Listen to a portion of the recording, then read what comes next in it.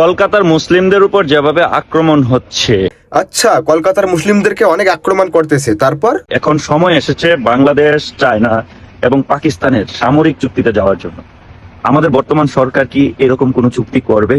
না ভাই, এরকম চুক্তি করবে না, কারণ তোমাদের বর্তমান সরকার তোমাদের মতো মাথা মোটা গান্ডু না। ইনি হলেন বাংলাদেশের বাচ্চা শুয়োর, আর এই বাচ্চা শুয়োরটা কিন্তু বাংলাদেশে থাকে না, ইনি থাকে চীনে, কারণ চীনের মানুষদের প্রিয় খাবার হলো শুয়োর। বলছি বাচ্চা শুয়োর, কোথাও কি দেখাতে পারবি যে মুসলিমদের উপর আক্রমণ হচ্ছে? যারা বাংলাদেশি মুসলমান তাদেরকে ইন্ডিয়া থেকে বের করে দিচ্ছে, আর এটাই হচ্ছে মুসলিমদের উপর অত্যাচার করা, তাই না? তুই যেই বাবার গুণগান করতেছিস, তোর চীন বাবার, সেই চীনের খবরটা শুনেছিস যে মুসলিমদের উপর কিভাবে অত্যাচার করতেছে? ওখানে মুসলিম ছেলেদেরকে দাড়ি রাখতে দেয় না, মুসলিম মেয়েদেরকে বোরকা পরতে দেয় না, আর যদিও কেউ দাড়ি রেখে তাদেরকে জোর জবরদস্তি নিয়ে গিয়ে ড্যান্স করায়, দারু খাওয়ায়। এগুলো তো কিছু বলবি না, কারণ তোরা জানিস চীনের নামে কিছু উল্টেপাল্টা কথা বললে তোদের গাড় মেরে দেবে।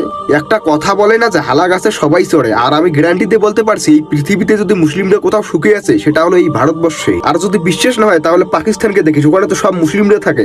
ওখানে দেখিস তো সপ্তাহে কতবার বোমবাজি করা হয়, কতগুলো মানুষকে মার্ডার করা হয়। একটু ভালো করে খোঁজ খবর নিয়ে তারপর ভিডিও বানাবি ভাই, উল্টাপাল্টা কথা বলিস না। আর তোদের ভাগ্য ভালো যে তোরা ভারতবর্ষের মতো সিধে সাদা ভদ্র সভ্য প্রতিবেশী পেয়েছিস। অন্য কোনো দেশ এখানে হলে না তোদের এতদিনে গাড় মেরে দিত।